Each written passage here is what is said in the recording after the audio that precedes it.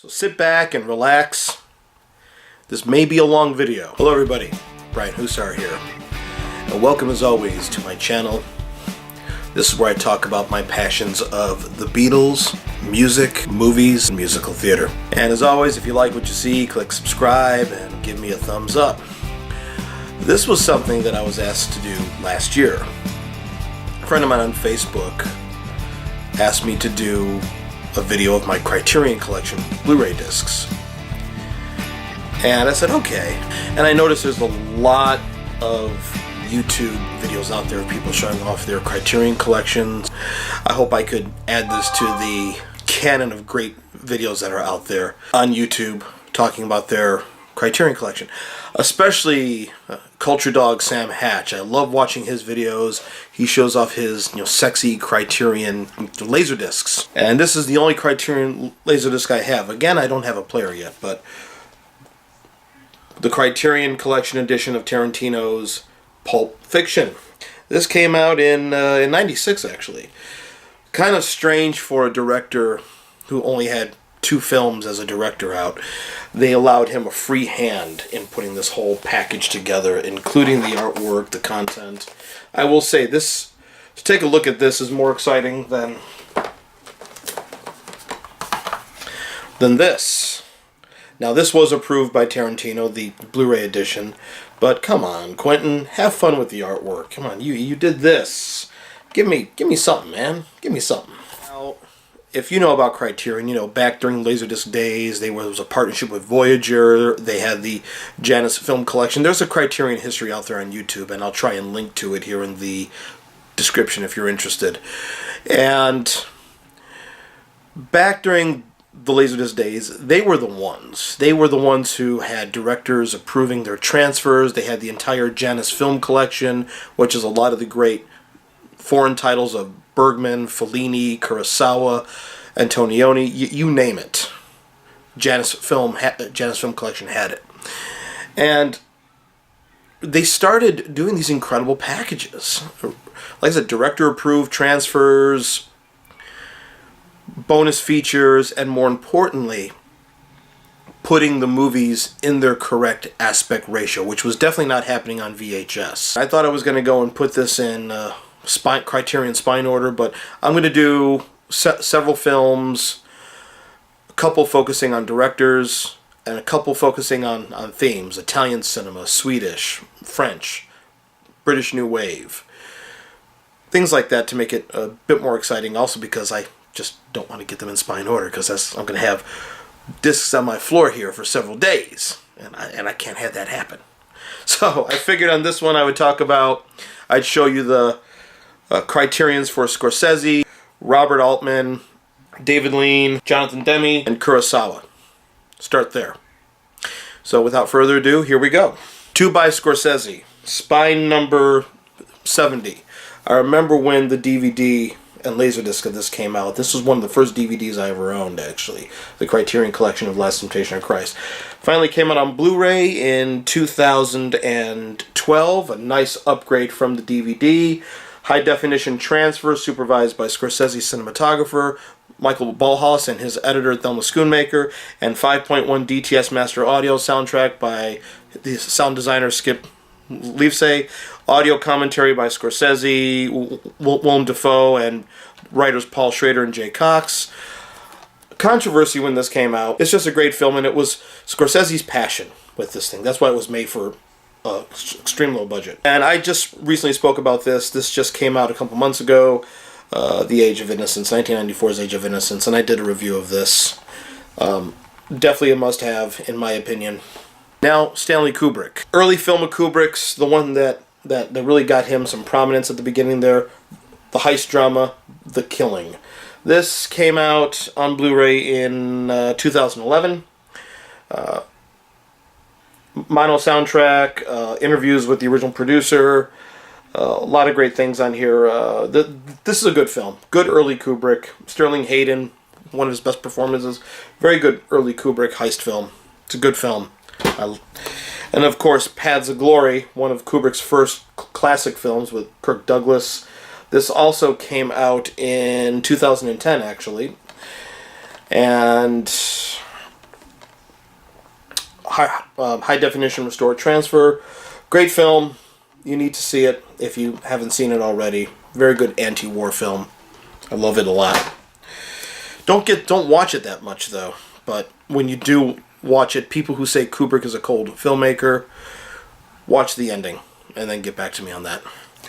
Dr. Strangelove. This came out a couple years ago on Criterion, based off of the Sony Home Video Blu-ray, which was one of the first 4K restorations. I think they did just a tiny bit of remastering on it, but I mean, this is why you gotta love Criterion. Let me show you this. The transfer's really good. Criterion gives you a booklet, but if you've seen Dr. Strangelove, you get the Top Secret Plan R folder in here, and this is where you get your film critic, film historian notes, a piece by Terry Southern. You saw this prop in the film. And if you've seen the film, you know about the miniature Russian phrase book and Bible. This gives you all your transfer information, because every Criterion film on Blu-ray comes with, you know, a booklet, and in there they tell you about the transfer, what materials they used and how they transferred it. That's why you love Criterion. See, you could have fun with the artwork on these the way you could on Laserdiscs and make it exciting. You could do that. This came out towards the end of last year, and I was happy it did. 2-disc edition of Kubrick's Barry Lyndon, spine number 897. I should be given spine numbers here, so I apologize. 4K transfer. It's got the original mono track as well as the alternate 5.1. In-depth stuff on the making of the film. This is one of Kubrick's masterpieces, in my opinion. Finally put at the 1:6 aspect ratio. Warner Home Video did a Blu-ray of it some years back, I think back in 2012, and they had it at 1:7.8, but Kubrick's strict projection notes said 1:6.6. Beautiful restoration. If you have a 4K UHD player, which I finally got, beautiful up-resing on this. This is a must-have in any collection. Any Kubrick fan should have this film, in my opinion. And me being a Kubrick fan, this is like 2001 is number 1 as far as my favorite film. This is now creeped up to number 2 for me. 2 by Jonathan Demme. And I wanted to talk about this because this came out in January, I believe. Silence of the Lambs. This was one of their popular Laserdiscs back in the day. Spine number 13, which shows you how early this one goes back. They finally got the rights back to this from MGM UA. And the new 4K transfer. It's got approved by cinematographer Tak Fujimoto. The original stereo track in DTS and an alternate 5.1 DTS. Audio commentary from the 1994 Laserdisc with Jonathan Demme, Jodie Foster, and Anthony Hopkins. And you know Silence of the Lambs. You should know Silence of the Lambs. So this is one of Jonathan Demme's last films. He started going to the indie route after Beloved didn't do well. This came out 2014. A Master Builder. This was a cinema theater experiment that Andre Gregory and Wallace Shawn did, based on Ibsen's play. Interesting film. I've only watched a bit of it. I need to watch the whole thing because I like Jonathan Demme. But Jonathan Demme, when he started going this indie route, he really got a rough edge to him. David Lean, one of my favorite filmmakers, who directed my favorite film, Lawrence of Arabia. He's known for epics, even though in his entire body of work, Only the Bridge on the River Kwai, Lawrence of Arabia, Dr. Zhivago, Ryan's Daughter, and A Passage to India would be considered epic films. But he was one of the greatest British craftsmen out there. Him, Carol Reed, and Powell and Pressburger. And they had a number of his stuff on DVD, and I'm just focusing on the Criterion Blu-rays here. I do have some Criterion DVDs still as well. But they came out with this beautiful package back in 2012. David Lean directs Noel Coward. These are spines 604, 605, 606, and 76 for Brief Encounter. But on here you get the collaboration, the co-directing effort that David Lean did with Noel Coward, In Which We Serve. He was a great British song and dance man and playwright. Private Lives, things like that. And also, his first film as a solo director, This Happy Breed, beautiful 3-strip Technicolor look on that. Blithe Spirit, another brilliant 3-strip Technicolor. And then what I think is one of David Lean's masterpieces that aren't epic, Brief Encounter. These are all new high-definition restorations based on the BFI National Archive 2008 restorations. They did a nice booklet comes in here. This is a great package to have if you're a big David Lean fan like I am. Robert Altman. Start with Spine number 230, Three Women. This is an underrated Altman film. Not too much in the way of special features on this one, but it does have high definition transfer, audio commentary with Altman, the theatrical trailer. When they announced this back in 2013, I was excited. My wife got it for me for Christmas. One of my favorite films of all time, and one of Robert Altman's masterpieces, Nashville. High definition 2K transfer with a 5.1 surround track, audio commentary from Altman back during the DVD, from the DVD, a new documentary on the making of it, a lot of great behind-the-scenes stuff. This came with Blu-ray and DVD, and for a brief period there, Criterion started doing that, which I kind of liked, but I know a lot of fans of Criterion eventually complained about that. I don't know why. Having a Blu-ray DVD combo pack from Criterion I thought was a wise thing to do, but people didn't want that. And these came out in succession, basically. 2016 for all of these here. Pretty happy about these. All 4K transfers, Spine number 827, McCabe and Mrs. Miller. Every Robert Altman fan and every film fanatic should have McCabe and Mrs. Miller in their collection. I cannot praise this film enough. Robert Altman's one of my favorites, and this is definitely a Robert Altman classic, a must-have. Now, in 1992, Robert Altman made his comeback film, even though he had never gone away. You could say that this film was a commercial hit. Whereas the other ones, he went this indie route, but I like Secret Honor, okay? I like Come Back to the Five and Dime, Jimmy Dean. I kind of have a soft spot for Popeye, too. Sorry. The Player. What I like about this, it's a murder mystery, but also a critique of Hollywood at the time as well. Tim Robbins, very good performance in here by him. New 4K transfer, stereo DTS master audio track, audio commentary with Altman, the writer and the cinematographer, new interviews with everybody. You got to see The Player. It brought him back into the public eye, even though he had never gone away. Classic Altman, love it. Shortcuts.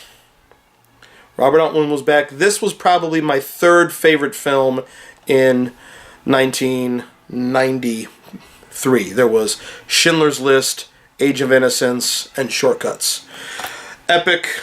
A big inspiration on Paul Thomas Anderson and Magnolia.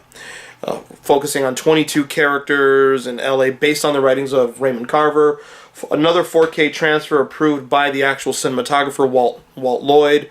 It's got the original 35mm stereo track 2.0, but it's also got the alternate 5.1, which was taken directly from the 70mm 6-track stereophonic sound, Dolby stereophonic soundtrack, because this did get a 70mm blow-up back in the day. I missed it in 70mm. It was showing at Piper's Alley in Chicago. Missed it in 70mm. This would have been awesome to see in 70mm. Rounding out this part, and like I said, this is a long one, Akira Kurosawa. Kurosawa is easily in my top 10 of favorite filmmakers. So is Altman. What do we got here? We got, let's just go in. I'll start with the lowest Spine number 2. Seven Samurai. This was a full-on restoration that they did from a fine-grain master because the original camera neg had been lost. This one came out in 2010. Every film fanatic should have Seven Samurai in their collection. Epic masterpiece. The inspiration for The Magnificent Seven. You got to have it. In fact, I think everybody should own some Kurosawa. The next spine number for Kurosawa, 24, High and Low. This is not so. This is one of the few films he had that was sort of set in modern-day Japan, based on the Ed McBain's detective novel, The King's Ransom. Kind of similar to Ron Howard's film later on, Ransom, with Mel Gibson. Toshiro Mifune, again, who was his Robert De Niro, you could say. Great performance by him. This is in black and white, widescreen cinemascope or Toho scope, what it was called then, with one bit of color in one scene, but great transfer, DTS Master Audio, audio commentary with Stephen Prince, who's a Kurosawa scholar. One of my favorites of Kurosawa. Spine numbers 52 and 53. Yojimbo and its sequel, Sanjuro. If you want to know what the inspiration was with Sergio Leone and The Man with No Name, these two films. In fact, A Fistful of Dollars is essentially almost a shot-by-shot remake of Yojimbo. Again, all bells and whistles. You definitely need these in your collection if you're a Kurosawa fan. They're no-brainers. Spine number 116. The Hidden Fortress. You want to know what inspired George Lucas in some aspects of Star Wars? It's The Hidden Fortress. It's not a remake. I know people sometimes look at Hidden Fortress and try to figure out who the Ewoks are, who Jabba the Hutt is. That's totally different. But he took some of the inspiration of having two characters. There are two characters who used to be thieves. One is tall, one is short, and they both pick on each other throughout the whole film. That's C-3PO and R2-D2. And there's a princess, and there's damsel in distress. So there's a lot of things that were an inspiration, but Star Wars is not a remake of The Hidden Fortress. And in fact, George Lucas has since said that it's not his favorite of Kurosawa's. Seven Samurai and Akira is. But this was his first widescreen film, and Kurosawa and the widescreen are a match made in heaven. 138, Rashomon, another famous of Kurosawa, spine number 138. This recently came out on Blu-ray in 2012.